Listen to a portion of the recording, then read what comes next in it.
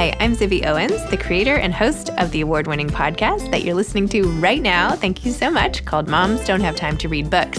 It is a daily podcast, 365 days a year, and each day we talk to an author about all of the things related to their career, their book, their life, and more in 30 minutes or less, because who has time? I am now an author myself, although I wasn't when I started this podcast, and you can get my new memoir, Bookends, a memoir of love, loss, and literature, wherever books are sold starting July 1st, and my children's book, Princess Charming. You can learn more about me at zibbyowens.com, but really you're here to learn more about the authors, and that is what we're going to do. Also, be sure to check out all the other podcasts in the Zcast Podcast Network. You can learn more at zcastnetwork.com and definitely check out those shows as well. Joyce Carol Oates is the author of Babysitter, a novel.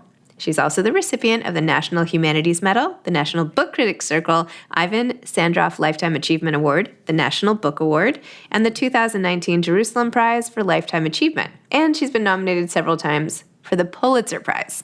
She has written some of the most enduring fiction of our time, including the national bestsellers We Were the Mulvaneys, Blonde, and the New York Times bestseller The Falls, which won the 2005 Prix Femina. In 2020, she was awarded the Sino del Duca World Prize for Literature. She is the Roger S. Berland 52 Distinguished Professor of the Humanities Emerita at Princeton University and has been a member of the American Academy of Arts and Letters since 1978. Welcome. Thank you so much for coming on Moms Don't Have Time to Read Books to talk about Babysitter. Thank you. I'm happy to be here. This book completely kept me up at night. I absolutely love how you wrote it. I am in it every moment, trying to figure out what is happening, worrying that the scariest thing is right around the corner. The visual aspect of it, like the heels sinking into the hallway carpet. I mean, just every little moment, and even what it's like to be a mom with her gala benefit, just all this stuff. So I'm just absolutely loving this book. So thanks. Thank you. I was thinking also, it's as a mother that she finally comes to her senses. Yes. Protecting her children. When it came down to it, she was basically doing this instinctive good thing. Would you mind telling listeners a little about what inspired you to write Babysitter and really what it's about?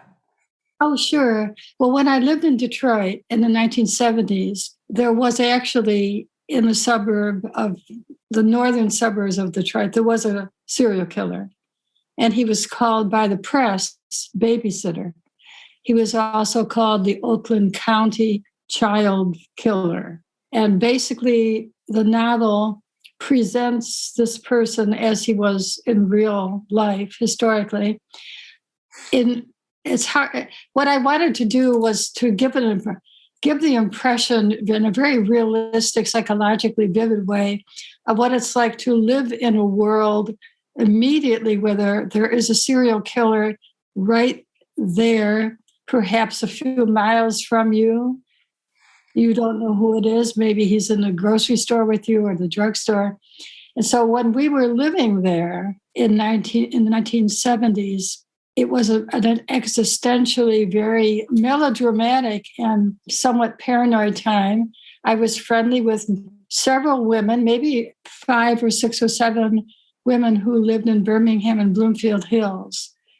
And they're like Hannah and her friends, quite well-to-do, very well educated, really intelligent women, but most of them did not have careers. They might have had careers, except they were married, and they were married to quite well-to-do men executives in corporations and small businesses. So I did really experience that sense of paranoia and fear, opening the newspaper every morning and seeing whether the babysitter had struck again. He kidnapped, tortured, and I think mutilated children between the ages of about 7 and 13. And most of them were boys and a couple were girls. It wasn't clear whether he meant to take girls or whether he thought they were boys when he took them. So I think it had a sort of homoerotic, it was pedophilia, but it might have been homosexual. I'm not sure. Now, the babysitter was never apprehended, and it was thought that there are speculation about who he might have been. Law enforcement has some idea. So there are maybe one or two people who might have been the babysitter. One of them committed suicide, and one of them, I think, may have died in prison.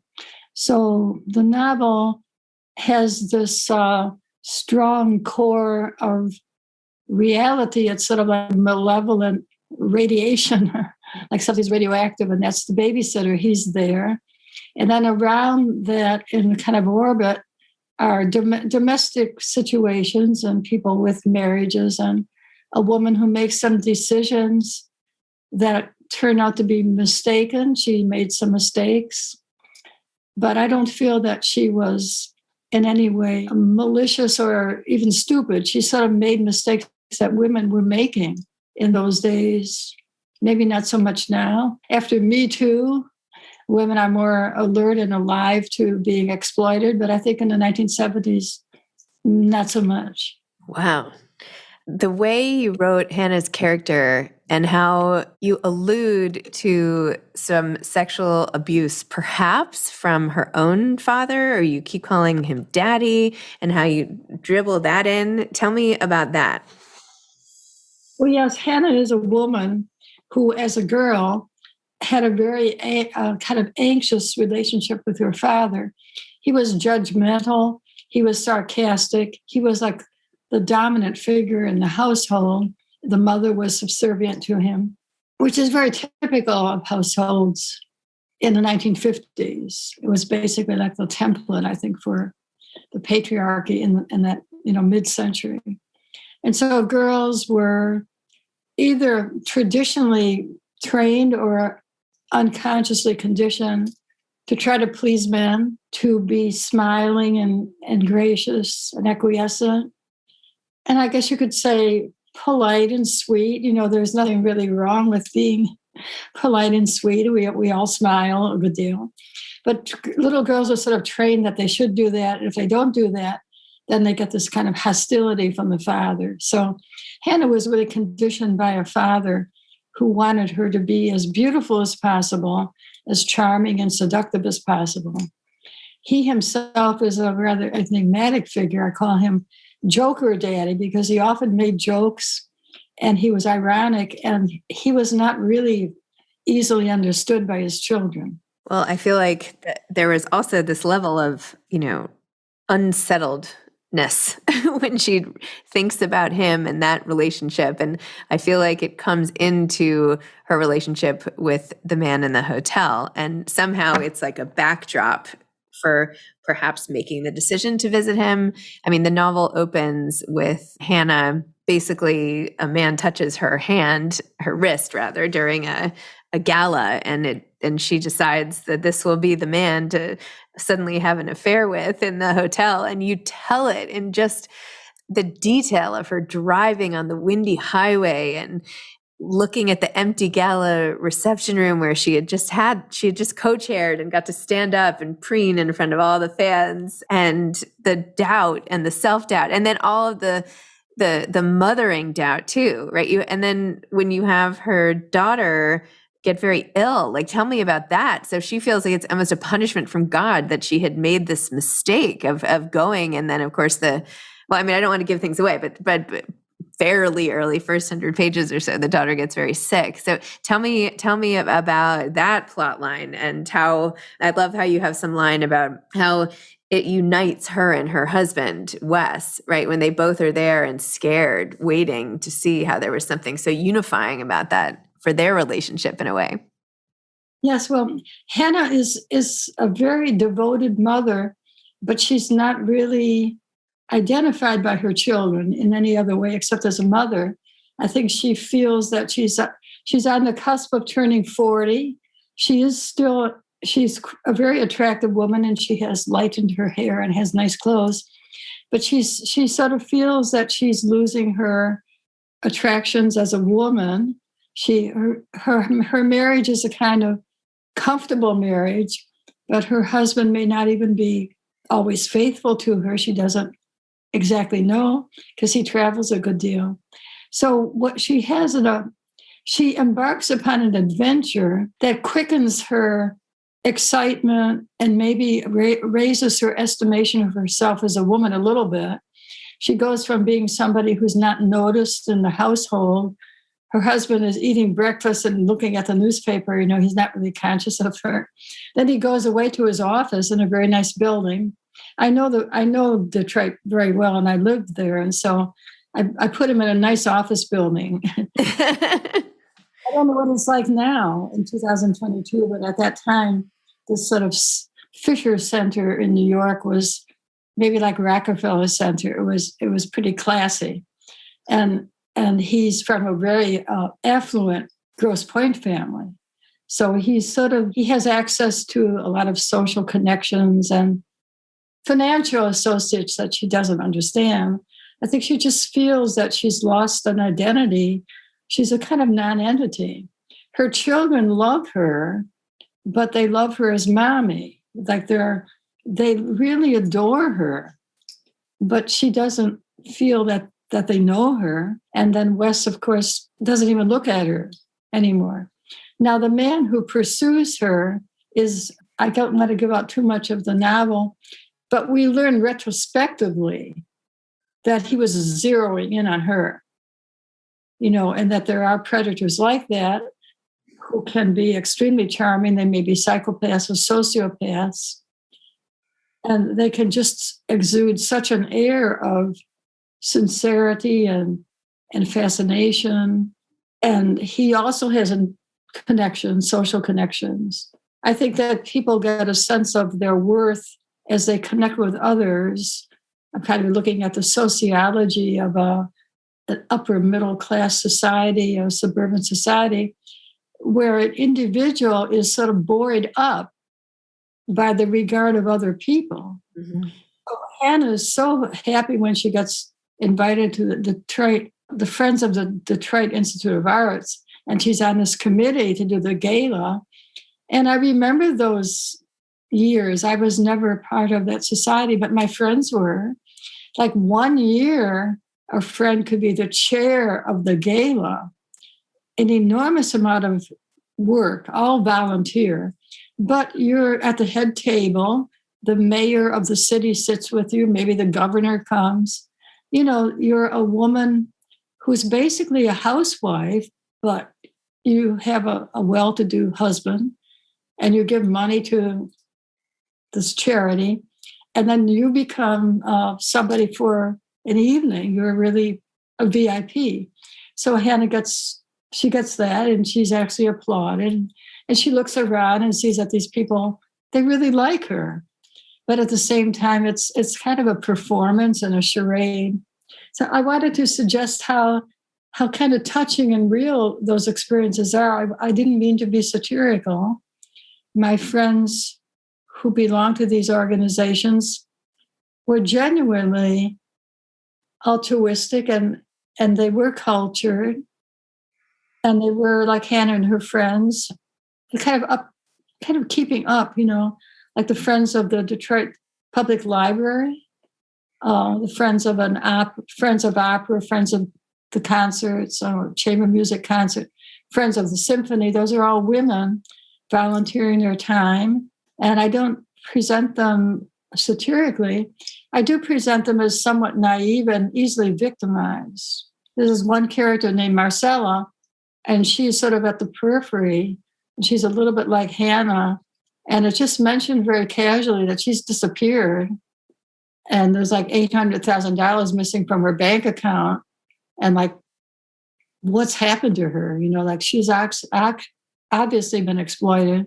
I don't pursue that, but I think the reader would sort of notice that. You wrote the relationship between Hannah and her housekeeper, Imogen. Like, that was so amazing. I mean, because you include her interior monologue about her relationship, and then you show why sometimes she's almost snapping because she's feeling so deficient in her own ways. Tell me more about that relationship. Well, Ismelda is actually based on a Filipina housekeeper of a friend who was just such a wonderful person. She was like the heartbeat of the household. She took care of the child. She did the cooking. She did all this. Eventually, she became the companion of the wife because there was a divorce and the household fell apart. And so this quite attractive, very petite Filipina housekeeper sort of stepped forward, and she had a lot of responsibility. I don't know what has happened to her now because the whole household just broke up. The wife, I think, had a nervous breakdown and became an alcoholic. The husband fled and went to New York, and I think the housekeeper may have been an illegal immigrant, and she may have just disappeared somewhere. She's probably working for someone else. She was just wonderful. So Ismelda was not her name, but Ismelda is a portrait. I wanted to really look at kind of these quiet people in households who may be running everything.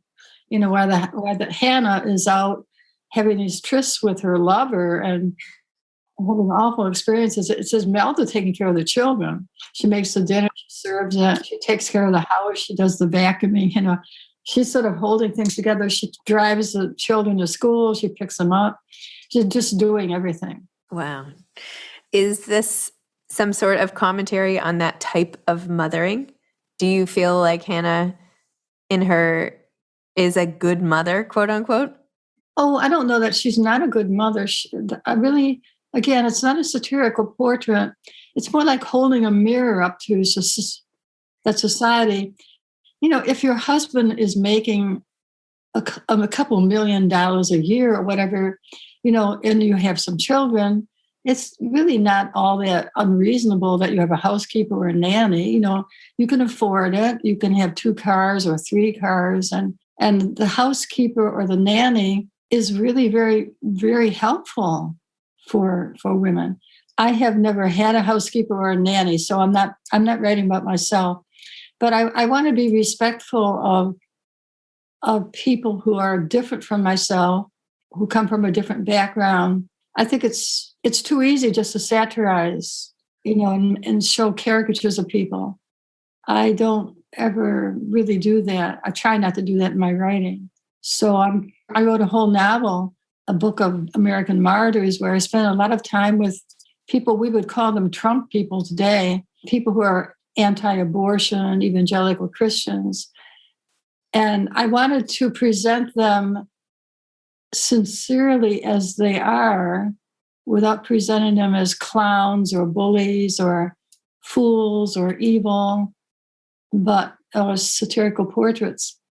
So I guess as a novelist, I want to present people who are different from myself. Now, the reader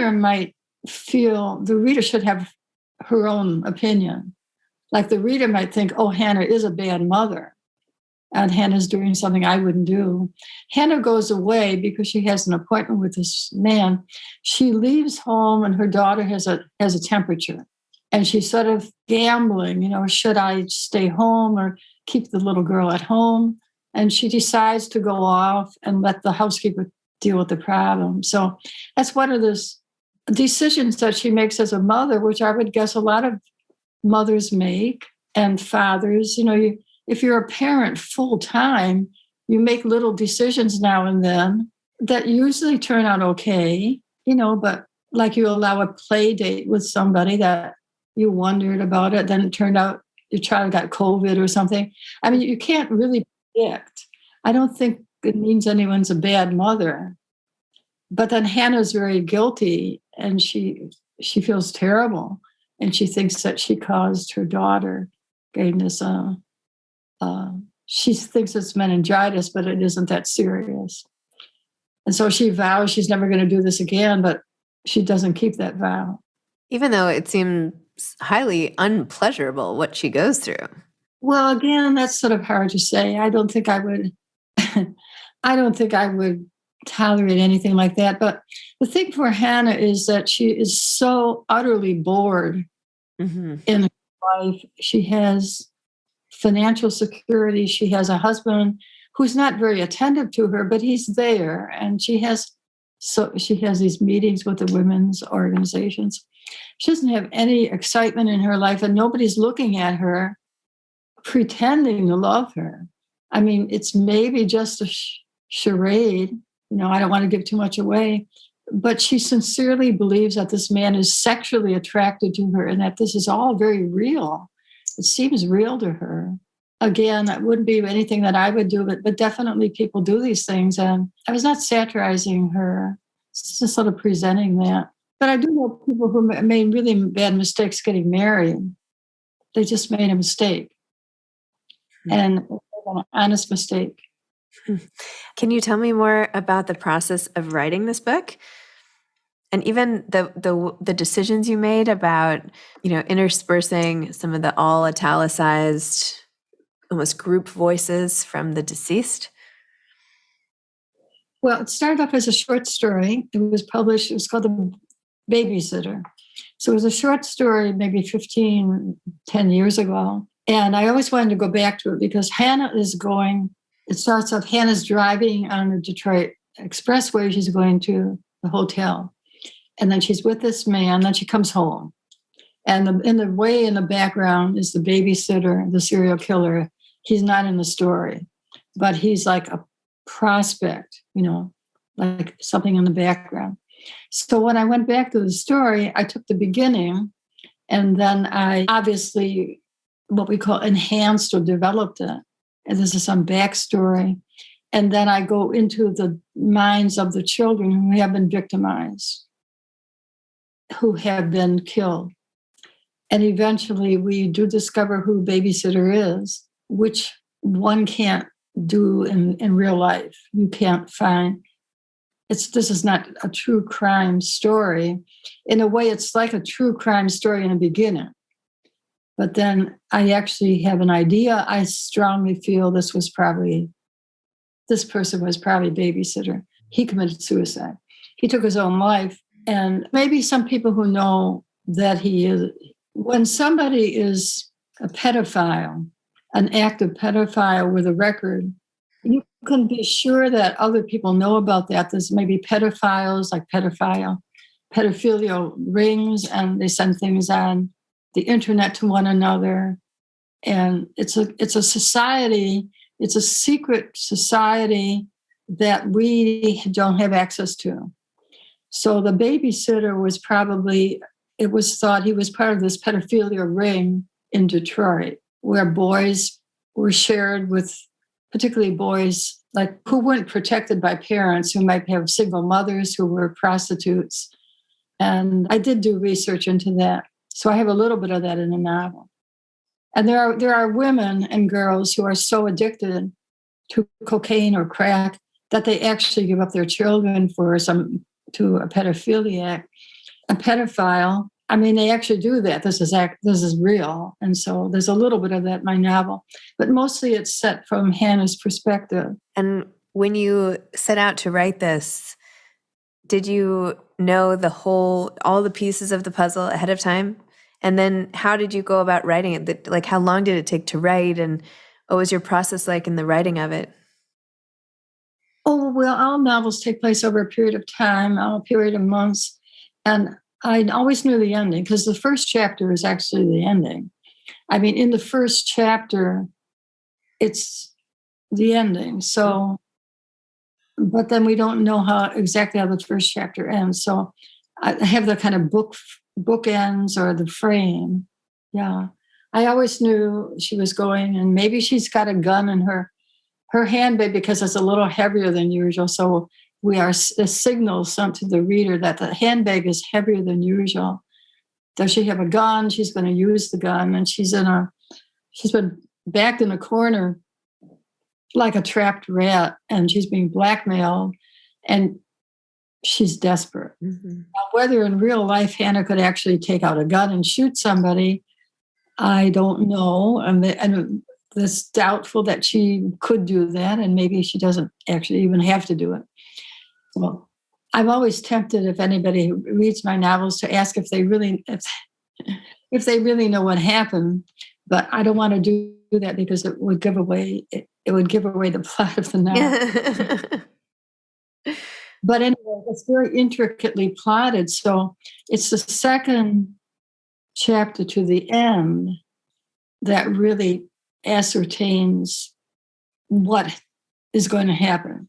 And then the actual final chapter is leading up to that, if that makes any sense.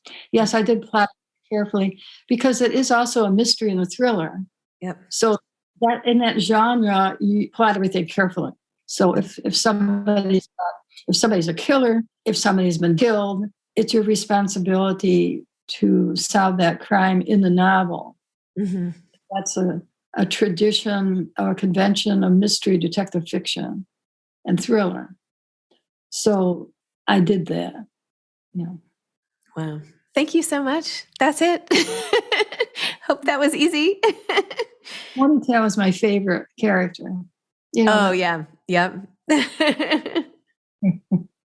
Well, again, I really found it quite riveting and page turning and beautifully written. And I just, having come from more of that world, just totally, I don't know, just absolutely loved it. So thank you so much. All right. Thank you so much. Take care. Bye-bye. Thanks for listening to this episode of Moms Don't Have Time to Read Books. Don't forget to follow me on Instagram at Zibby Owens and at Moms Don't Have Time to Read Books. Also sign up for my newsletter at zibbyowens.com and sign up for my virtual book club and meet lots of authors on Zoom every other week. Thanks so much to Steve and Ryan at Texture Sound for the sound editing. And thank you to Morning Moon Productions for providing this fantastic intro and outro music.